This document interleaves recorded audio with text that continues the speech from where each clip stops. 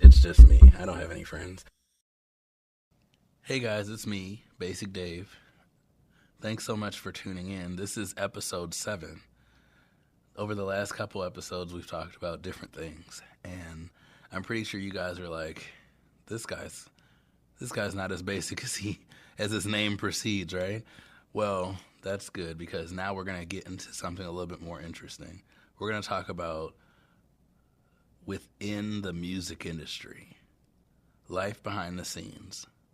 Today, we're going to talk about record labels and the things that are required for young artists or emerging artists to do in order to succeed in this industry.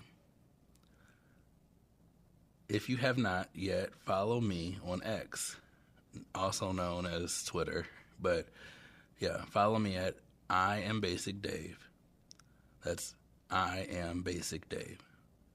Just to stay up to date with all of the what's happenings and things like that. So, without further ado, let's get started. So, most of you all know that I own World Media House and deal with all types of podcasts, blogs, websites, different things like that. We help different companies with marketing, advertising, all of those things, right? Okay, so outside of all of that, I do work with a lot of executives in different companies around the world. And I've been fortunate enough to work with some record label executives. And I'm not going to say I'm going to give you the tea, but I'll say I'll talk to you about things that most people don't know. So, yeah, like I said earlier, the life behind the scenes of record labels. I want to help you understand what to expect after you get signed. So, we'll cover how to navigate the system and increase longevity within the entertainment industry. So my friends at unison.audio wrote an article about how to get signed to a record label in 13 super easy steps. However, I want to address 8 of the 13. But I want to deep dive into 2 specifically. So let's get started. I'm going to cover the 8 simple steps to get a recording contract or potentially get a recording contract so I don't get in trouble, right? Okay. So 1, creating high quality music. Number 2, build an online presence / fan base. Let me look at that real quickly. So, creating an online presence and developing a fan base, even though that sounds like it should be one thing, it's actually 2. So, 1 is the building an online presence. So that's like your branding. You are your brand. So even if you have like multiple people in your group or whatever, each person is a representation of that band. So you need to make sure that you are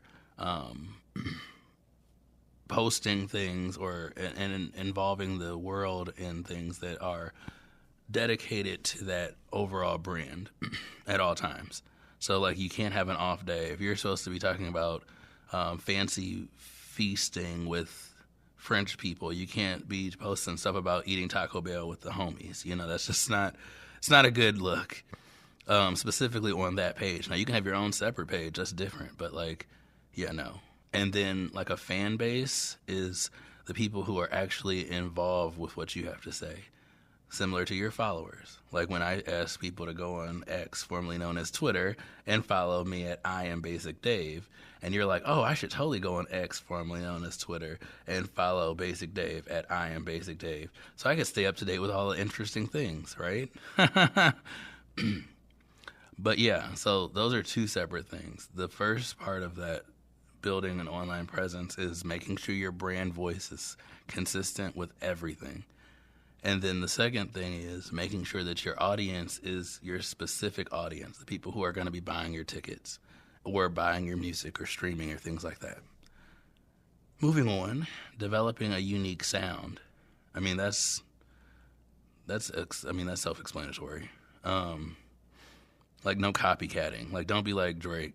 Certain individuals who have no problem with copying other people's music, and then, and also don't be like other people, like individuals who have no problem with taking people's music. Literally, people have sent songs, and then certain music artists will just erase their name and then put their name on it as if they did all of the work.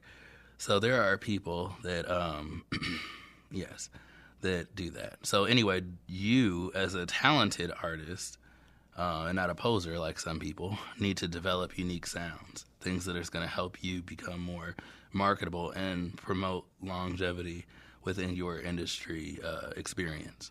Next, perform as much as possible. Yes, that's a true fact. I mean, that's self-explanatory. Get out there, get out there, get out there.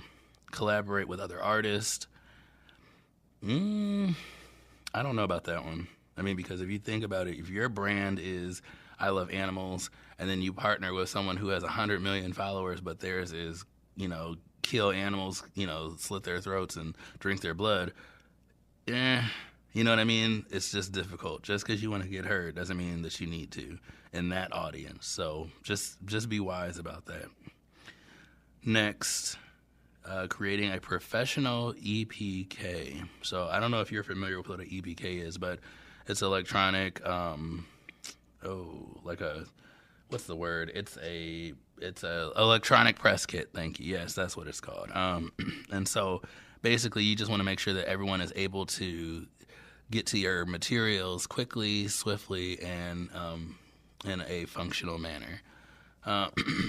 So what else? Number 7 of the 8 that I want to cover out of this article is releasing music independently. Okay, so this is not new. Okay, everybody is aware of this. Even back when people were selling CDs out of the back of their cars, or going to the barbershops and trying to say, hey, look at this CD, or people back in the day when Biggie Smalls was around. They would run up to his car and throw CDs in his car and say, listen to my music. Things like that are common. But now no one has CDs. So they just, promote their songs on YouTube or other outlets. Like Cardi B, she was able to get hot off what's the name of that thing? MySpace, which was a social media platform back in the day. If you guys don't know, look it up. But, yeah, people are just putting their music out there. Some people put it on Spotify. Some people put their songs on Facebook, sharing it within their friend circles and begging people to share their music and things like that. Or, if you are fortunate enough, there are other websites that will allow you to promote your music on their outlet as well.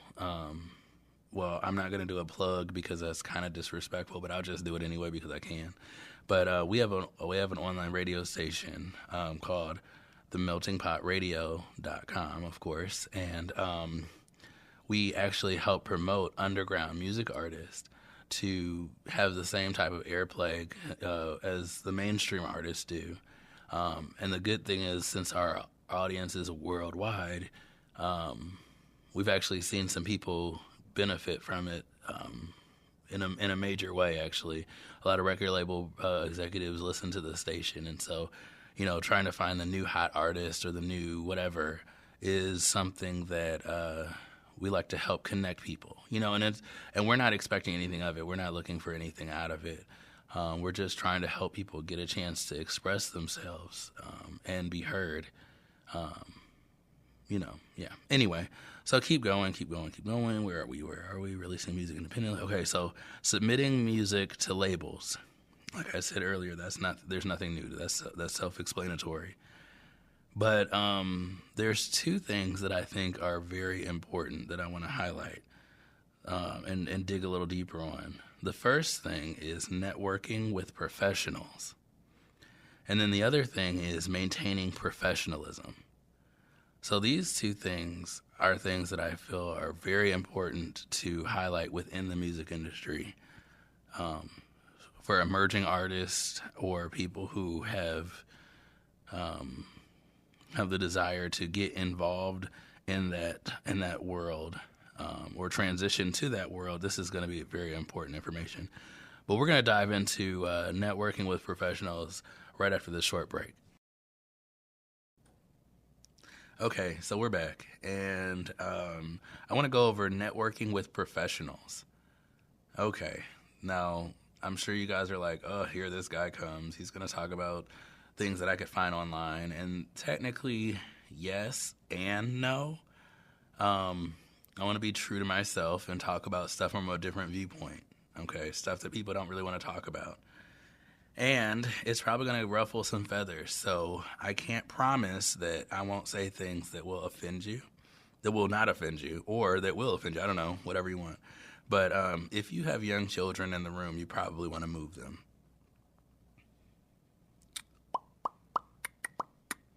I'm assuming you did already, okay? So if you did not, this is on you, okay? I'm just going to be very honest. So networking with professionals. What I recommend everyone do is attend purposeful events, okay? Now, what does that mean? Okay, I can only say certain things because I do have non-disclosure signed with a lot of events that I attend. But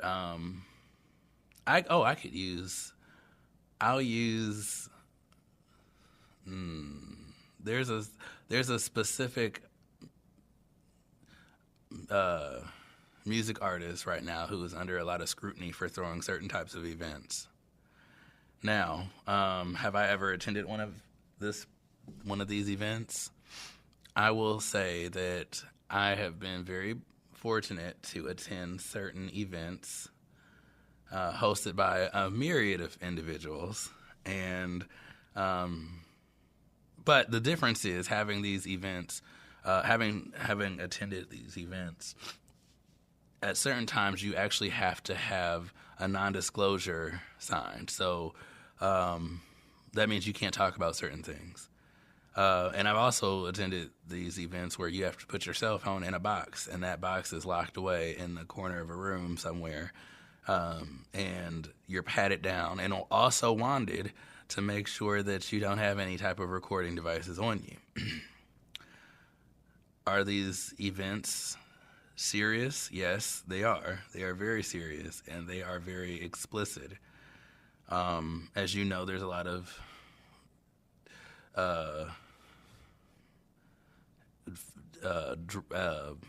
drug activity. I'll go down the street. Yes, there's a lot of drug activity. There's a lot of adultery, a lot of fornication, a lot of all of these things taking place. Are there young people involved? Sometimes. Are there same gender individuals involved? A lot of the time. Would I see people doing things that would be considered sacrilegious? Yes. Are there certain ceremonies where people are drinking blood? Yes. Are there this is intense. Are there I'll say this. There's a lot of older people at these events, and these older people have a tendency of watching. Now, why they're watching, I have no clue. What are they watching? They're watching to see who's available. Who's available to be advanced in their careers. And I'll say that. All events are not good events. In fact, if I'm not mistaken, Denzel Washington said that he leaves after a certain amount of time. So he doesn't stay anywhere after, 11 o'clock p.m., and he's like, I'm done. So what I would strongly suggest is that you attend purposeful events and leave at a responsible time, because at the end of the day, you have your reputation at hand, and it's okay if you don't want to participate in certain activities. I don't blame you. But I will say this, that real talk, whatever you won't do, someone else will. So I'm not saying that that's why certain musicians have number one spots all the time. I'm not saying that's why certain musicians tend to do very, very well singing the same old breakup songs. I'm not going to pick anyone out of a lineup, but you know exactly who wins all of the awards over the last, 5 years, 10 years, best artist of the year and all these different things. So I'm just going to leave it at that. But I will say that there are a lot of things that take place, and there are a lot of people who you would least expect to see there. Now, I was there based off of like being a part of the press and other things like that. But as far as like participating in these activities, I did not. But I will say that it's sad. So I just wish that someone had told these artists that they don't have to do certain things to climb the ladder, but they could just rest on their talents alone and go from there. But another thing I want to address is drinking responsibly or not at all. You don't have to drink. It's not required. However, I will say this, when you are in settings where you're networking and you're around other professionals, in the music industry, drinking is pretty much a requirement. But if you're not a drinker, don't fret. There are actually ways that you can get around this. Ginger ale is your best friend. Ginger ale is your best friend because you can always put it on the rocks, which is ginger ale with ice, stir it out a little bit so it's not as fizzy, and it looks just like any other type of drink. Or even Coca-Cola, you could do the same thing. So you don't have to technically be consuming alcohol to have a good time, and I definitely feel like you should know that in advance. Also, don't leave your drink unattended at all at these parties or in these social gatherings. It is not in your best interest to leave your drink and come back to it, even with your best friend. I don't care. Just don't, because a lot of times I've experienced where people who are very close to you will sell you out just to get their name in the door. You know, it's like, hey, I want to mess with your friend, so hook it up. Okay, I'll slip something into my friend's drink. The friend that invited me to this party to help watch over my friend, I'm going to put something in their drink so you could have easy access. I've seen it. I understand it to be very true. And then all of a sudden you wake up and your friend's like, oh my gosh, I was Me Too'd, or such and such with my pudding pop. Someone did something with my pudding pop, and all of a sudden it's like, then we're on this whole thing and you're on TV crying, and then it's all your fault. But you got that deal signed, though, and you sabotaged your friend. I've seen it all. Also, keep people around you within arm's reach. Sometimes it's not your family. Sometimes it's random people that you meet because they don't have anything invested in you.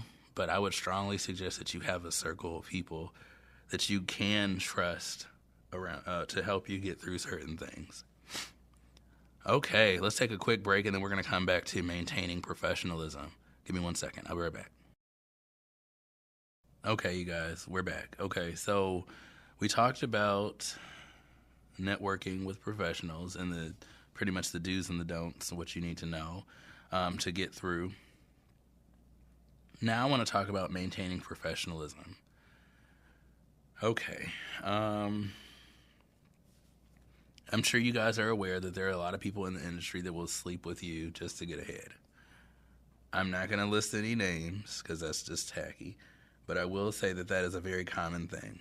In fact, oh my gosh, in our next episode, I'm going to talk about, so the next episode 8 is going to be talking about within the music industry, life behind the scenes, topics not often covered, right? But that's not the one I want to talk about. So episode 9 is going to be within the music industry, life behind the scenes, industry secrets. And I'm going to talk to you about how most people in this industry have emerged from the world of adult entertainment. Like, there are so many people who you would never imagine were strippers. It's crazy. I'll just tell you this, Cardi B is not the only one who made it clap before she got platinum or whatever she did. I'll give you an inside tip. Lady Gaga used to be a stripper too. Yeah, you didn't know that, did you? Well, I'll tell you this thing. Her poker face. Well, I'm going to leave that alone. But we'll talk about that later. But going back to maintaining professionalism, which is something that I obviously have a skill of. But let's talk about effective communication. Effective communication is at the core of professionalism within the music industry. I mean, that could include anything from like interviews or any type of addressing the press or anything like that. Anything. So artists who prioritize professionalism set themselves apart in the industry and they're also deemed deemed. Oh God, let me start that over. Sorry. Okay.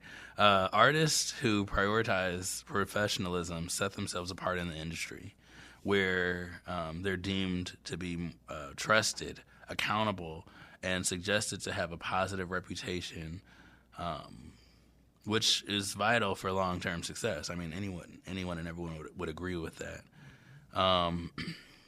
But ways to maintain professionalism. One of the main things is punctuality, being on time for rehearsals, performances, meetings, interviews, things like that. It's very, very important to have the reputation of being punctual. Having preparation, making sure that you're well prepared, very engaged, that you are ready to start your day and or other activities. Strong communication, strong and clear communication is important. You want to make sure that you are able to communicate well with your team, other collaborators and fans, as well as with the press, making sure that you are saying what you mean and meaning what you say. Another skill set is a work ethic. A strong work ethic involves consistent practice, dedication to improving your craft, and commitment to your career goals. Now, I'm going to pause there. So a work ethic is very important because a lot of people think, oh my gosh, I'm a music artist, so I can just sing and I'm going to become filthy rich and everyone's going to love me and I'll be famous and that's going to be it. Well, that's actually not the case. I'll give you an example. So Nicki Minaj, okay, if you guys don't know her history, she started off in MySpace, okay, where she like did some like underground rapping thing with whatever. So long story short, you remember back in the day she had that feud with Lil Kim. Well, all of that was smoke and mirrors. She was trying to build her credibility, right? She had to have a rap beef, which is what we'll talk about. Oh, God, we're going to talk about this later on in the industry secrets, but I'll just give you a quick overview. So she needed to have some credibility in the industry, so she started a fight with Lil Kim, right? Even though this fight was staged, it was also getting to Kim because Nicki Minaj did not technically own her name. Nicki Minaj's name and brand and reputation was actually owned by Lil Kim, and this guy who she used to rock with, which his name was Fendi. So any real hip-hop music lovers understand that Kim and Fendi were always together. And so when Fendi and Kim found Nicki, they created this Nicki Minaj type aura, right? So long story short, Nicki's name was about to get thrown in the dirt. So as, you know, because this whole thing was Safari and all of that stuff, and if you don't know, Safari was her boyfriend at the time, also someone who was very well known to have written a lot of her number one hits over the years. But, Lord, I feel this is like a soap opera, right? This is like all the juicy details behind the scenes. But long story short, Nicki needed to brand outside of just rapping, okay, and outside of performing. So she climbed the ladder on the charts, which was smart, but then she did what other people did in the industry over the years, which is diversify their entertainment portfolio. So getting endorsements, making sure that they're in movies, making sure that they're in, TV shows, making sure they have merchandise. Nicki Minaj specifically had shoes that she worked with Steve Madden, different things like that. That shoe brand kind of fell through. It fell flat because, flat feet. I'm sorry, these are really bad dad jokes. But the point of what I'm saying is you have to diversify your industry portfolio so that way people don't look at you as a one-trick pony. Yeah. Okay. So, what else? Oh, yeah. So strong work ethic and then health and well-being. So basically maintaining your professionalism is making sure that you're taking care of yourself physically, mentally, and emotionally. Making sure that you're at your best. Artists need to make sure that they have regular exercise, proper nutrition, and that they're managing stress well. Otherwise, you're going to go down a rabbit hole and it's just not going to be pretty. Some people actually take time away from social media, too, to help with the managing of the stress. I know for a fact that Selena Gomez did that, too. It just helps. It just really helps. So, what else? Accountability. Owning up to mistakes and taking responsibility for actions builds trust and credibility. Making sure that you say what you mean and you mean what you say is everything in this industry because people will record the crap out of you. So if you say one thing, you got to own it. Now, granted, if you're young and you make a mistake, that's fine. But, you need to stand by what you said. For example, Raven-Symoné. Homegirl, she had an interview with Oprah years back, and she said to Oprah, I am tired of being labeled. I don't want to be considered an African American. I just want to be an American. And obviously Oprah, being Oprah, turned that into something huge, right? Well, long story short, anyone with a brain understood what Raven was saying. She doesn't want to be considered something different than what she really is. She knows that she was born here, and so if you're born in America, you're considered an American citizen, right? And she didn't want to be classified as an African American. I mean, I could understand that, but at the end of the day, society would not let her live that down. Raven-Symoné was definitely the topic of many discussions, and so, but she stood by it. That's what I'm saying. She stood by her statement, and that was that. And if you don't know, Raven-Symoné's been in the game for a while. I mean, I don't know what her financial status is, but she's like Olsen twins money. She's been in there for about as long as they have, actually. And I feel like she's also underrated and undervalued. So shout out to Raven. Okay. Oh, and the Olsen twins, too. But, I just want to cover two more things. Networking. So obviously maintaining professionalism is required of you to network. You cannot survive in this music industry if you don't get out. People will not respect you. They will think of you as being all types of uppity, fake, whatever you want to call it. They will just not value you as an artist, and they will not work with you. For instance, there was something going on with Summer Walker. I don't know if you're familiar with who she is, but she's a very talented artist. And she felt like she was going through some anxiety issues, just like Zayn. You know that guy, Zayn? I want to say he was in one of those boy bands. I can't remember. With Harry Styles and other guys. I don't know. But Zayn, he is a very talented artist. And, I mean, he and Summer Walker had similar situations where they had anxiety and they didn't want to perform. So all they did was just make music. I'm grateful that they got over it and started performing, but at the end of the day, you have to network. Otherwise, you're going to be branded as difficult, and you don't want that name next to you. And the last thing is professional boundaries.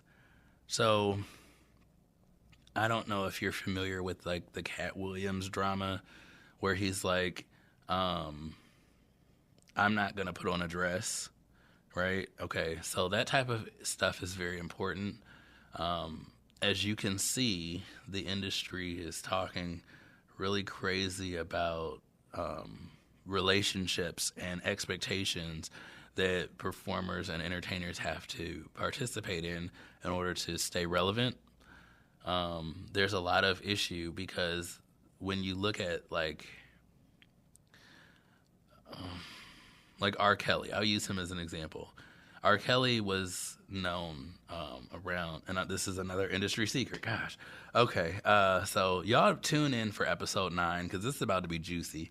But anyway, so R. Kelly was known to be interested in girls of a certain age, which is the age of young. That's just the age of young. And so he was known to be interested in young girls. Aaliyah was 14. And she was legally married to R. Kelly. So the interesting fact is there were no boundaries there. I mean, I'm not going to get into all of that right now, but I will say that there were no boundaries that were professional when it came down to him being interested in women of a certain age. And technically, the math is not mathing correctly if you look at Jay-Z and Beyonce either, because if I'm not mistaken, he was like in his 30s when she was like 16 or whatever. So that's a whole nother situation that we will discuss later. Now, I will say this. It would be best to have a team of people around you who have clear understanding of what your boundaries are for you. Because as you grow in this industry and as you become more well-known, it's easy to lose focus on what your values are. So having someone who's going to be like a professional cock blocker say, yo, you can't go down this street, or you can't go to this party, or you have to leave, it's 11 o'clock, and help enforce or reinforce those boundaries is very important to have in your world. So I would say to stay focused and to avoid potential conflicts like bad press or anything like that, it's very important to have a solid team around you. Well, right now, what I want you to do is to go on X, formerly known as Twitter, and follow me if you haven't, at IAmBasicDave, so you can stay up to date with all of the information that we're talking about and also have little bits of nuggets of wisdom and other things inside conversations that aren't technically caught on this show. But just so you know, retweets don't mean endorsements if you don't know that already. But I just want to make sure you understand that I do want to hear your voice and I do want you to feel involved, because the goal here is to make sure that we are discussing things from a different viewpoint. So without further ado, I'll talk with you later. Bye. It's just me. It's just me. I don't have any friends.